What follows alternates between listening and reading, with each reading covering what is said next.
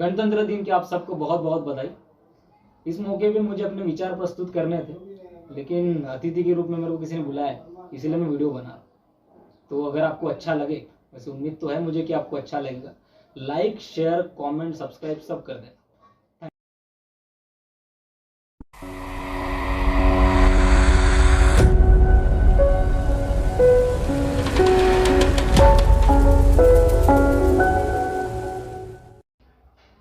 मैं भारत का नागरिक, मेरा ऐसा मानना है कि सरकार से सवाल किए जाने चाहिए, उनकी नीतियों की आलोचना की जानी चाहिए।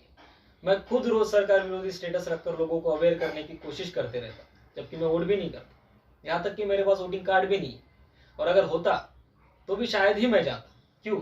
क्योंकि क्या ही फर्क पड़ता है, सब साल एक जैसे होते। लेकिन हाँ, मैं जमकर विरोध और आलोचना करता हूँ, ये मेरा कर्तव्य भी है और अधिकार भी। मैं भारत का नागरिक स्वच्छता अभियान से बहुत प्रभावित हूँ। बीजेपी के भक्त कहते हैं कि मोदी जी ने शुरू किया, कांग्रेस के चमचे समझते हैं कि स्वच्छता का नारा तो गांधी जी ने दिया था। लेकिन मेरे हिसाब से इसका श्रेय सही मायने में किसी को जाना चाहिए तो वह संत गाडगे बाबा। मैंने तो उन्हीं को अपना आदर्श रखा।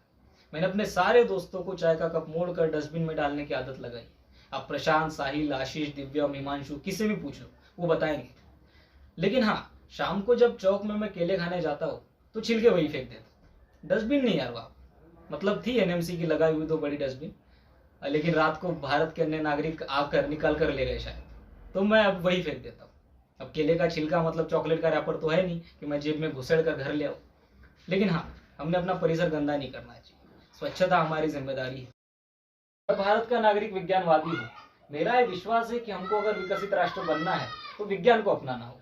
हाँ, कुछ बातों में मेरा वैज्ञानिकों से मतभेद भी है। अब वैज्ञानिक भगवान तो हुए नहीं कि उनकी सारी बातें मान ली जाए।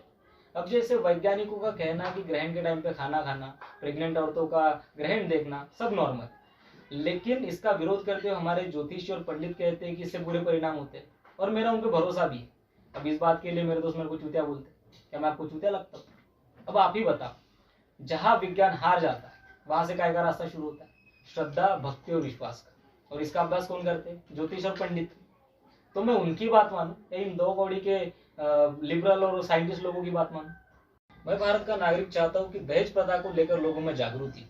एकदम ही बेशरम लोग हैं, मतलब इतना सारा दहेज मांगने में इनकी जबान कैसे नहीं कतराती? अब हमने भी लिया था, लेकिन 10 लाख रुपए से 1 रुपया ज्यादा नहीं है, बावजूद इसके कि मैं डॉक्टर हूँ और मेरे ससुराल वाले दे भी सकते थे। और यहाँ 15-20 हजार की प्राइवेट जॉब करने वाले लौंडों की डिमांड देख लो आप। अब पहले कुछ बन जा फिर मांगो। अब कई लोग कहते हैं कि ये प्रथा बंद होनी चाहिए। क्यों बंद होनी चाहिए भाई? परंपरा है हमारी, इतने सालों से चलती आ रही है। और वैसे भी जो लेते हैं वो देते भी तो है, तो बंद करने की कोई जरूरत नहीं है। हाँ, थोड़ी सी सुधारना और जन जागृति की आवश्यकता तो है। मैं भारत का नागरिक लोक संख्या को लेकर बहुत चिंतित हूँ। मतलब इतने अवेयरनेस कैंपेन चलने के बाद भी कुछ नहीं बदला, सब जस का तस। लोग धड़ल्ले से बच्चे पैदा कर रहे। अब सही समय आ गया है कि हम लोग हम दो हमारे दो को गंभीरता से लें। हाँ, अगर आप बेटा चाहते हैं, बेटे के लिए ट्राई कर रहे हैं तो फिर बात अलग है। मैं खुद 2 बेटियों के बाद अपने बेटे के लिए ट्राई कर रहा हूँ। अभी प्रैक्टिकल भी तो होना पड़ता है ना भाई साहब। अगर लड़का नहीं होगा तो खानदान आगे कैसे बढ़ेगा? लड़का नहीं होगा तो बुढ़ापे का सहारा कौन बनेगा? लड़का तो चाहिए। तो देखते हैं, उम्मीद तो है कि इस बार हो जाए। आप लोग भी दुआ करिएगा, नहीं तो फिर वही 5, 6, 7, 8। मैं भारत का नागरिक जेंडर इक्वालिटी का बड़ा समर्थक हूँ। मेरी बीवी को मेरे घर में पूरी आज़ादी, हम दोनों जॉब करते हैं। लेकिन हाँ, घर में खाना बनाना, कपड़े धोना, बर्तन धोना, ये सारे काम उसी के जिम्मे है। मेरा ऐसा मानना है कि ये सब काम औरतें ही अच्छा कर लेती। अब हम मर्द भी तो सिलेंडर उठाने जैसे सारे भारी काम करते हैं, तो मुझे नहीं लगता कि मेरे घर में कोई भेदभाव है। लेकिन मेरी साली को ऐसा नहीं लगता। एक दिन ऐसे ही वो घर पे आई हुई थी और बातों बातों में जेंडर इक्वालिटी को लेकर बहस छिड़ गई। तो सब अच्छा जा रहा था, अच्छी चर्चा हो रही थी। लेकिन फिर उसने एक मुद्दा रखते हुए कहा कि औरतों को मांग में सिंदूर भरना पड़ता है, औरतों को मंगलसूत्र पहनना पड़ता है, करवा चौथ का व्रत औरतों को रखना पड़ता है, वट सावित्री के दिन पूजा औरतों को करनी पड़ती है। मर्द क्या करते हैं? मर्दों के लिए ऐसा कोई नियम नहीं।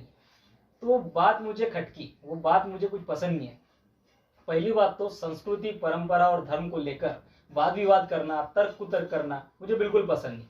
और दूसरी बात, मेरे पास कोई खास जवाब था भी नहीं, तो इसीलिए मैं अपने डिफेंस में गुस्सा हो गया।